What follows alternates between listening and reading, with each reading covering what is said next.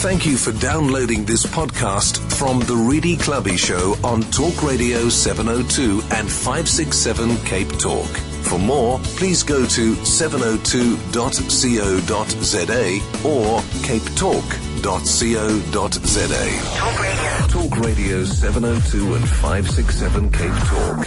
The Naked Scientist. Chris, good morning, sir. Good morning.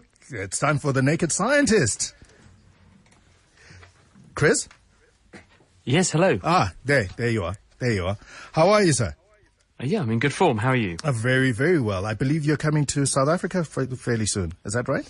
Well, it's looking very likely, yes, that for the RAN show in April. We're just firming up the details now, but it looks like we will be there across Easter. So we're going to do some shows, and we might pop into 702 if we're really lucky, and maybe so you. It's up to you. No, I think we're going to grab you by the ankle and drag you into studio. I think it'll be fun. That'll be good. We came along last year, didn't we? And did a really nice thing in the morning. We did some experiments. Lots of people, mad people, clearly turned up to see and take part. Mad people, no, interested, scientific people. Mad people are the best people in the world. I didn't say they weren't, but there still must be mad to come to see us on a Thursday morning. But there we were. Boom. So, urban impact on evolution of animals. Talk to us about that. It's quite interesting, this. I've been reading this, and if you look back a few hundred years, there's this quite interesting story in evolution with moths. And people who've been reading their biology textbooks will probably remember the case of the peppered moth. And there are these moths that have little speckles on their wings. Mm-hmm. And they used to be white with black speckles. And then around the time of the Industrial Revolution, when the whole of largely Europe, but especially Britain, turned into one giant factory burning coal, and the air was black all the time, you saw a new strain of these moths appear. And instead of having white wings with black speckles, they had black wings with the odd white speckle. And it wasn't because the moths were covered in coal dust, it was because they had changed genetically. Because by being black, they actually were much harder for their predators to spot on the coal tar covered surfaces of trees and other surfaces. They had evolved. And now scientists have been looking at... Well, yeah, exactly. And it's surprising, isn't it? But now other scientists are reporting other cases of animals responding to the modern world. And there are cases of birds which have changed their bird songs to accommodate the noisy urban environment. Mm-hmm. There are even cases of fish which have evolved to respond to the presence of various chemicals in various waterways. And this is a bit of a worry, actually, because you would say, on the one hand, you think, well, that's really good, isn't it? The fact these animals have changed and evolved and accommodated and assimilated to the world as we're making it. Yeah. The problem is that the ecological people will be arguing, and probably quite rightly, that for every change there is a cost.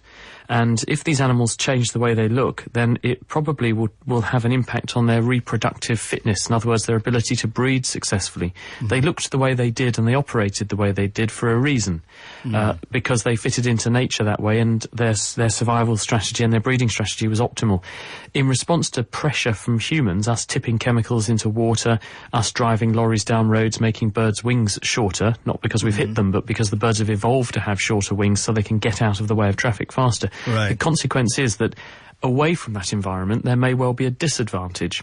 So we could be introducing into the wider world genetic changes which are not really that beneficial, except in the small microcosms of polluted areas that we make. That's right. So this is interesting that the timescale appears to be so short for these changes to occur. And it's important that we spotted it. Yeah, that's amazing. I didn't think it happened that quickly. Also, would we not then be breeding new species that way? Well, you're not necessarily breeding a new species in the sense that, for instance, I look very different to people who live in Beijing in China on the whole, the non-white ones. They look Chinese, I don't. I look Caucasian. But we're still the same species. It's just that there are different combinations of genes which have made them look slightly different or affect the way that hair is coloured, the way that faces and skin is coloured, the way that your face is constructed. You're still the same species. Those genes don't affect our reproductive fitness. Whereas, if you're a bird and you evolve to have much shorter wings, you're still the same species of bird as one that has longer wings, and when there's lots of traffic around, you can get out of the way quickly. But if a bird comes along that means you need to fly fast, fast to get out of its way, otherwise it's going to eat you, then the guys with the short wings are now at a disadvantage. And so if those genes get out into the more broad population and affect animals that are not living in cities or not living where there's lots of traffic, you could actually be making that bird species more vulnerable to being preyed upon, which is not, in the grand scheme of things, a good thing. Yeah, I see what you're saying. We have a number of people wanting to ask questions here. Daniel in Midrand, hi. Hi, how are you? Good, thank you. We have the naked scientist on the line. Fantastic. I've got a question, but it's a question that I'm a little bit scared of hearing the answer to, so I hope the jury is still out on it. As with many South Africans, people in Gauteng driving around, I spend lots of time in my car. And I tend to put my cell phone either on my lap or between my legs. I do use a hands-free kit, but then I can at least see who's phoning and what's going on. I'm just concerned about having a cell phone in your lap or between your legs. What would the impact of radiation and stuff like that be? I'm a little bit concerned regarding that. Or is there, hasn't there been enough studies on it? I'd like to hear the naked scientist's opinion on it. I'll listen on the radio. Thanks. Okay. Interesting question. Daniel's got 3 legs now. Who? Then you did have already, I suppose. Who's got 3 Daniel, legs? the answer... I was being slightly crude, but never mind. I won't ask him how many children he's got. But the bottom line here is that the radiation that comes from a mobile phone is microwave radiation. And microwave radiation is a long wavelength form of radiation which is not judged to be sufficiently energetic to break the bonds in different chemicals. Right. And we regard radiation that can cause genetic damage and therefore is a cancer risk as radiation that has enough energy to break the bonds in molecules, and specifically DNA, to introduce changes in your DNA and therefore potentially mutations that can lead to cancer. We don't think that's a risk with microwaves. But, and the reason I'm saying but, is that you often see microwaves being produced in microwave ovens in your kitchen. Yes. And microwave ovens use microwaves to heat food, and they do that because the microwaves can make water molecules in food jiggle around roughly 1.5 billion times a second, and that jiggling causes friction at a molecular level, and this warms up the food. Yes. That's right. Now, the thing is that if you hold your phone to your head for a long time, you'll notice that there is a heating effect. And what is between the legs of men are your testicles. And your testicles are between your legs and not inside your bodies where women's equivalent, the ovaries, are, because sperm, which are made in the testes, are best made at about a 1 degree temperature drop away from body temperature. So you need to keep things cool down there in order to have optimal sperm production.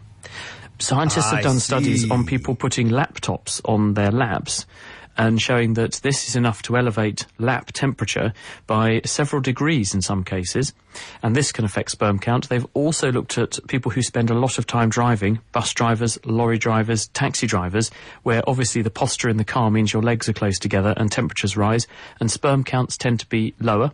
They've also looked at countries where there's a big seasonal difference between summer and winter, like South Africa, like bits of America, like bits of Australia, and they found that during the summer, again, sperm counts will dip. So there is a small chance that if the phone is getting very hot between your legs, it could be increasing your interleg temperature, and this could be increasing your testicle temperature, and this could be diminishing your sperm count, although we think the effect should be temporary. So if you put the temperature back to normal, hopefully the sperm production rate will go back to normal. Well, bring back the kilt, I say. Well, if he's putting his phone down there, that's not really going to help, is it? No, it isn't. It might even improve access, you never know. In Bryanston, we have Rory. Hi, Rory. Hi guys. Hi. I had a question about the behavior of corn flour when you mix it with water. And when you start to stir it, if you stir it slowly, it behaves like a watery liquid. And if you stir it really fast, it tends to harden up and then goes back to watery if you stir it slowly again. Yeah, what causes that? Hello, Rory. The answer to this is that the corn flour is behaving as what we call a non-Newtonian fluid. If you were to zoom in with a really powerful microscope and you were to look at the corn flour, what you would see are these tiny particles of starch, which is what the flour is, and those starch particles are all kind of jagged and irregular shapes. And when they are in a solution of water, there is water all around the particles, and the water can act as a lubricant. So when you make your solution of corn flour in water and then you gently pick some up, the water helps the particles to flow past each other and it's all runny. But if you squeeze the cornflour or try to move it very fast, what you do is jam the cornflour particles together. This pushes the water out from between them, and then the particles have nothing to lubricate their movement, so they cram against each other, and as a result they act like a solid, and it behaves roughly like rock until you release the pressure from it, and then the water re-surrounds each of the particles again, re-lubricates them, and it runs away like a liquid. And it's a really important demonstration, that, because if you think about what people do down mines, or they are doing when they're drilling for oil, one of the things they're doing is pumping water down into the well in order to remove the particles of rock and dirt that they're drilling through. And if you get the pressure a bit too wrong, or you put the pressure up a bit too high, then you end up with all these particles that should be surrounded by the water and the mud that they pump down into the well, and that will be pushed out of the way. All the particles will jam together, and then your pumps are effectively trying to pump rock, which they don't do terribly well, and things break. So this cornflour demonstration is a really nice example of how special and clever the oil industry are, and similar industries, in order not to damage their drilling infrastructure and be able to produce those very, very deep shafts that they're able to drill. Oh, nice question, Rory. Okay, thanks, guys. Cheers, you take care. We have in Winterfeld, Lwazi. Lwazi, hi, you're on the air. Oh, hello, Samuel. How are you? I'm well, thank you. How are you, sir? Oh, I'm fine. Mr. Scientist, I think this is a crucial question which might actually save some endangered creatures. I live in an area where we have these very tall lights called polos, no? Yes. We used to have a lot of owls, which are nocturnal creatures. Yeah, and because these Apollos, they shine so bright at night. It looks almost as if the sun hasn't set. And over time, I've seen these owls disappear. I haven't seen an owl in a very long time. And I've also seen a change in behavior amongst the cat that we have at home, because it sleeps out at night. And ever since these Apollos have been turned on, it's been, getting sick, and the dogs have been more vicious over time. So I'm wondering, does light at night from these lights kind of like change the habits and behaviors of these nocturnal creatures? Did you get that, Chris? Hello, Wazi. Yes, I did.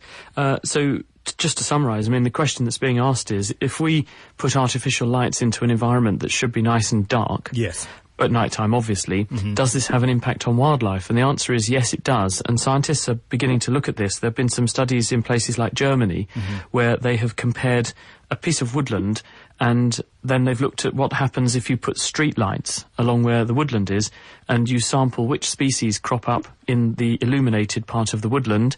You also look at what gets preyed upon, what gets eaten, and also what time birds start singing, because birds traditionally wire up their singing and their so-called dawn chorus to sunrise or just before dawn, and this is because they have a clock in their brain which is ticking away, and it knows what time it is, and the birds wake up before dawn, they start singing, and they herald the sunrise with their songs.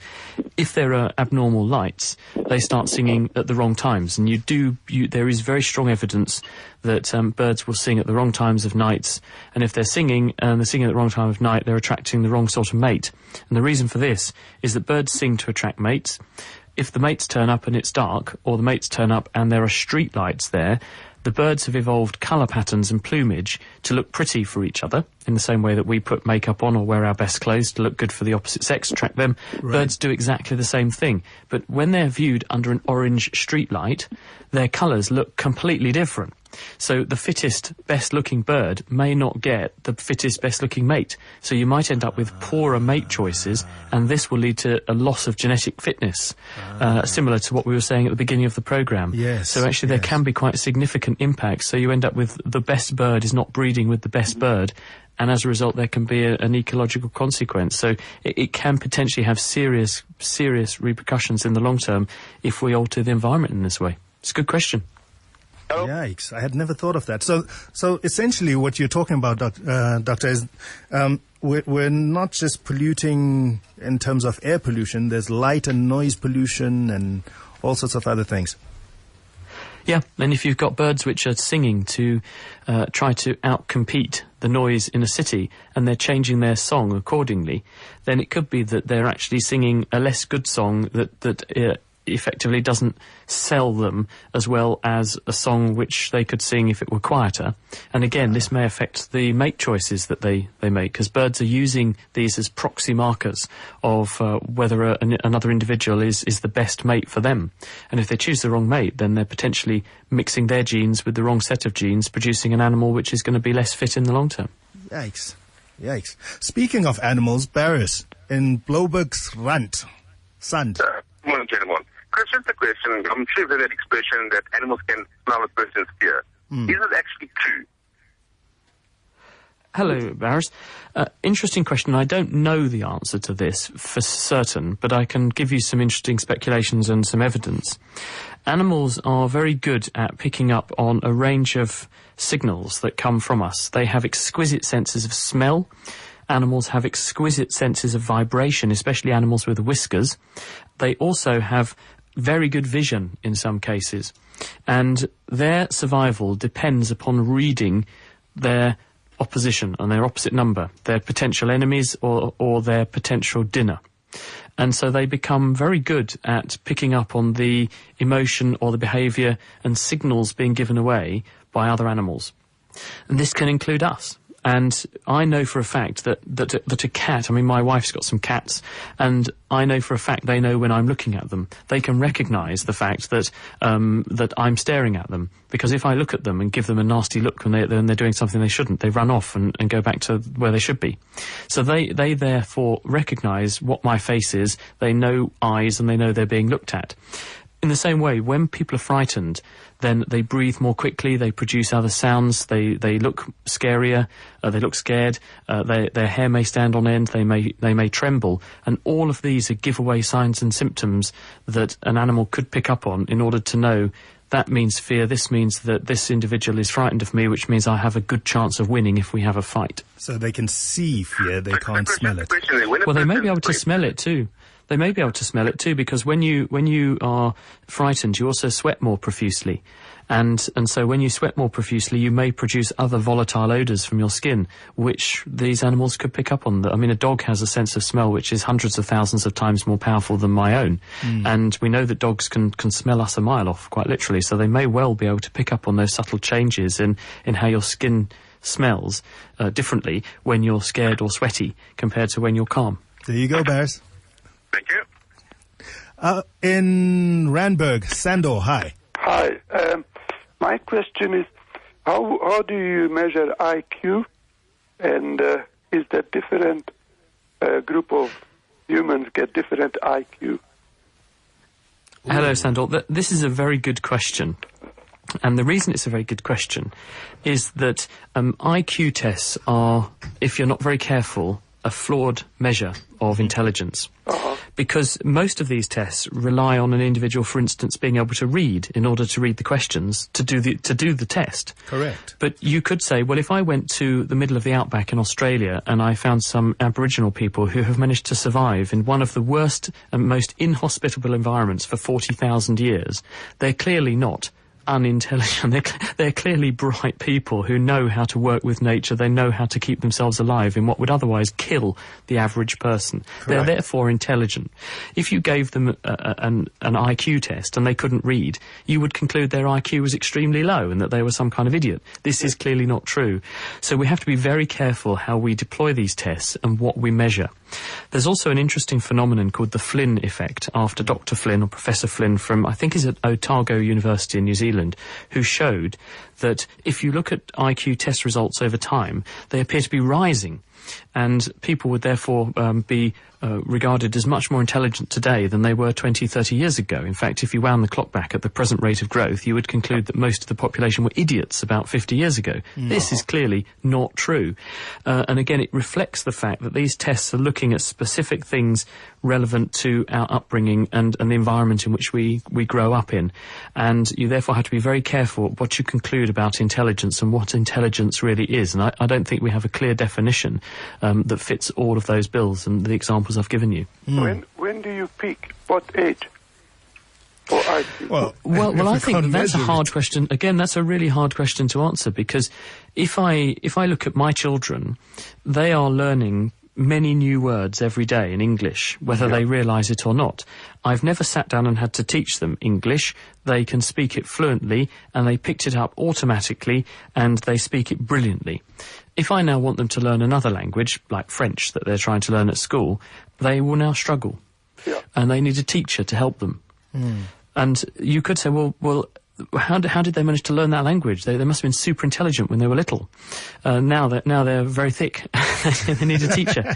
And it's interesting. The way the brain works evolves with age, up to a point, and the way that we think changes with age, because as we get older we have a lot more wisdom, we have a lot more experience, and we can bring to bear that experience to solve a problem, whereas when we're younger we tend to have an unbiased mind that is more like a sponge that can soak up information, and therefore you have a very quick ability to absorb information and deploy it, but you're not necessarily at your peak. I would therefore say that actually life's an interesting thing, because as you get older you definitely get much better at doing some things, but you become less good perhaps creatively, because you're not able to think outside the box so easily, because your mind becomes constrained by a rigid template of what you think the world should be like based on your past experience. So it's back to the drawing board for that. Chris, thank you very much for joining us. It's been fantastic. We look forward to seeing you in Joburg. I'm looking forward to that very much. Thank you for having me, everybody. Yeah, fantastic. See you soon.